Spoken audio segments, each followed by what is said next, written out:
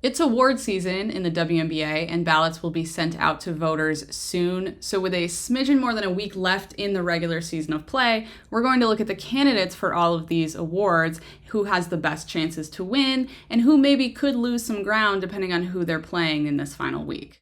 The most valuable player is always the headline award in the WNBA or in any league. Breanna, Stewart, and A'ja Wilson are leading the race. Nneka Ogwumike is also there. There are also calls for Kelsey Plum or even Sabrina Ionescu to be in the conversation, but as we've talked about previously here, it's really hard for a guard to win this award. So they're definitely long shots compared to Stewie and A'ja.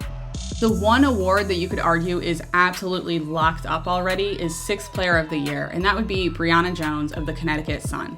There is no one close to her. She's come off the bench nearly every game. She's averaging about 14 points a game, 4.8 rebounds, 1.3 assists. That's 4 points more than Azurá Stevens for Chicago. She's the second highest scoring player coming off the bench. Jones is shooting nearly 60%, and she could probably take next week off and win this award handily. The rest of the awards are far more complicated. So let's start with Most Improved Player. Jackie Young is a favorite here with the Las Vegas Aces. She started out hot and has improved her numbers from last season. Her scoring numbers are up and she's shooting 44% from three-point range on an average 3 attempts per game. She was barely averaging 1 last season, and now that's the impact from going from Bill Laimbeer coaching to Becky Hammon coaching. Recently, she's had quieter games compared to earlier in the season, and so here's where it gets interesting. A quick reminder that these are voted on by media members, and how those voters approach these different awards will have a large impact on who wins. So let's look at Sabrina Ionescu as an example. She's had an incredible streak lately. She was on fire in July. She just dropped 31 points. She has those triple doubles. And if you look at her numbers compared to last year, her average scoring is up 50%. Rebounds, assists, shooting percentages, all are up across the board. Now, the thing with Sabrina that a lot of voters might count against her is that we always expected this from her. And the reason we haven't seen it from her in the first 2 years is largely because of injury. Defensive Player of the Year is also going to be tricky. And this is always tricky for voters every year. More so than other awards, defense can't easily be diced up into all these very specific stats.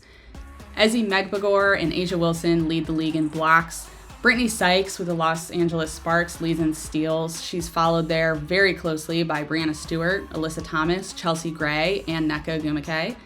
Stewart, Thomas, and A'ja lead in defensive win shares. So who do you go with and what do you look at? And none of these numbers take into account what Candace Parker has been able to do for Chicago. They also don't show what a guard like Rebecca Gardner in Chicago can do by locking up the ball handler up top before there's even a chance to block that shot.